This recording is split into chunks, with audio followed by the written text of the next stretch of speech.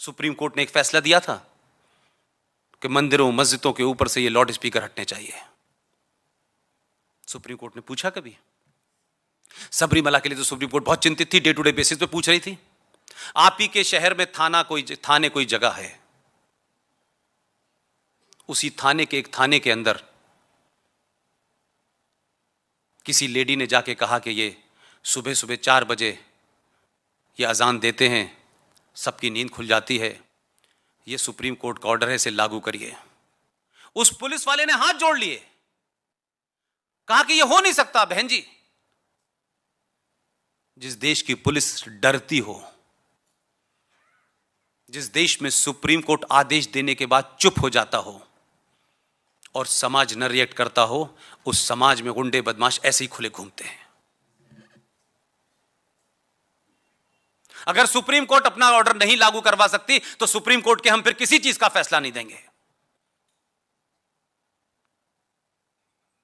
तो अल्पसंख्यक के नाम पे इस देश में एक नहीं हजारों फ्रॉड हुए हैं। ऐसे ही एक दुकान खुली हुई है। 1973 में जब इंदिरा गांधी को लगा कि मुस्लिम लीग तो अब जा चुकी है केरला में, अब उसकी जगह हमें कोई नई दुकान खोलनी चाहिए, तो रेडीमेड मुसलमान मिल जाते हैं उनके। उन्होंने एक दुकान खोली, उसका नाम था all India Muslim personal law board.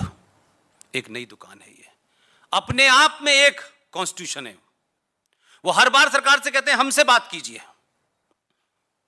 लेकिन मैं उनकी एक झूठ जिसे आप सब लोग सरे मंजर कोट कर सकते हैं, जहां अगर कोई मुसलमान भी बैठा होगा तो उसको भी शायद ये बात नहीं पता होगी, मैं उनको भी बता देता हूं।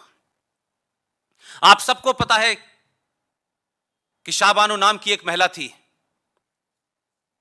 जो 24 साल से तलाक मांग रही थी, शरीयत और कुरान की रोशनी में मांग रही थी, लेकिन इस देश के मुसलमानों के तमाम इदारों ने, मौलानाओं ने, मुफ्ती ने, हाफिज ने, किसी ने उसको इंसाफ नहीं दिया।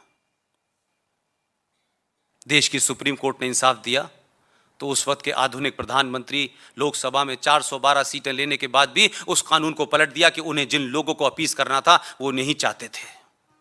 सुप्रीम कोर्ट में जो एफिडेविट दिया गया है, मैं उस पर आना चाहता हूं।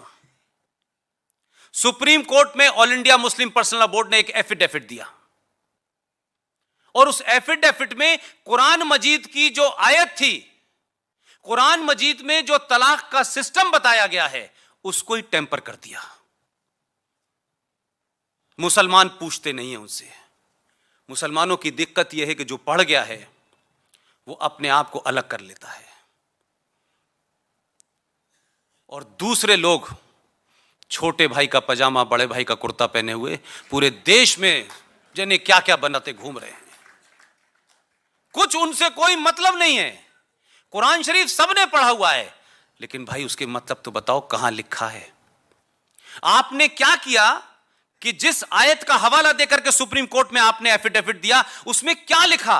उसमें लिखा कि कुरान मजीद में तलाक का जिक्र है, लेकिन ये तो ऊपर के लोगों के लिए है, नीचे वालों के लिए नहीं है। वाह वाह वाह वाह! ये झूठ all India Muslim personal law board में बोला। अगर 1% मुसलमान भी यहां कहीं हो और मेरी आवाज उन तक जा रही हो, गलेवान पकड़े जाके उन लोगों का जिन्होंने कुरान की आयत को टेम्पर कर दिया। आप तो कहते हैं 1400 साल पहले जो किताब आई थी उसमें जेर जबर नुक्ता नहीं बदला जा सकता। हम तो बदलते ही नहीं, हमारा तो कोई लेना देना ही नहीं उससे। लेकिन आपने सुप्रीम कोर्ट में झूठा इसलिए लगाया कि आपने कुछ सेटिंग कर ली थी सरकार से राम मंदिर के ऊपर। तो हमने कुरान की शान में गुस्ताखी नहीं की। हमने मोहम्मद साहब के दामाद को मारने वालों में हमारा कोई आदमी नहीं था, ना आरएसएस के लोग थे, ना बीजेपी के थे, ना इनकी कोई ब्रांच है सऊदी अरब के अंदर। तो मोहम्मद साहब के दामाद को किसने मारा? उनके नवासों को किसने मारा? और नारे तक भी अल्लाह अकबर कह करके लोग मार रहे थे। 3-3 दिन तक खाना नहीं दिया गया, हजारों लोग मारे गए। हमको तो क्योंकि हमें हमारा इतिहास नहीं बताया गया। हम जनगण तो गाते हैं, पूरी शान के साथ गाते हैं, लेकिन सिंध का जिक्र होता है जो वहां है, उसके ना होने से कोई फर्क नहीं पड़ता। लेकिन सिंध का जिक्र इसलिए मैं कर रहा हूं कि सिंध नाम का जो सूबा था उसमें राजा दाहिर की हुकूमत थी। मोहम्मद साहब के खानदान में जो बचे हुए लोग थे, राजा दाहिर ने उनको शरण दी अपने यहां। तो जो इस्लाम के नाम पर गैर मुसलमानों को मारने की बात करते हैं, काफिर को मारने की बात करते हैं, उनको हमारा एहसानमंद होना चाहिए। उस दौर में भी जब कोई वोट बैंक की राजनीति नहीं थी भाई, हमने अपनी 5000 साल पुरानी सभ्यता का परिचय दिया और यह नहीं पूछा कि मोहम्मद के खानदान के लोग हैं, नवासों के नवासे हैं, उन सबको शरण दी, उनको बचाया। लेकिन 700 साल के अंदर इतिहास बदल गया कि बचाने वालों को मारा जा रहा है और मारने वालों को कहा जा रहा है ये महान लोग हैं।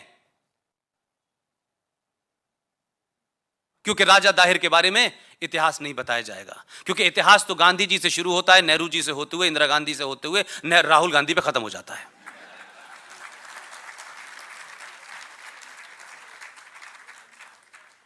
हम अपने इतिहास से हमेशा शर्मसार होते रहें, हमारे अंदर एक एहसास कमतरी का शिकार होते रहें, हम इन्फिनिटी कॉम्प्लेक्स के शिकार रहें, इसलिए आपके देश में यह बताया नहीं जाता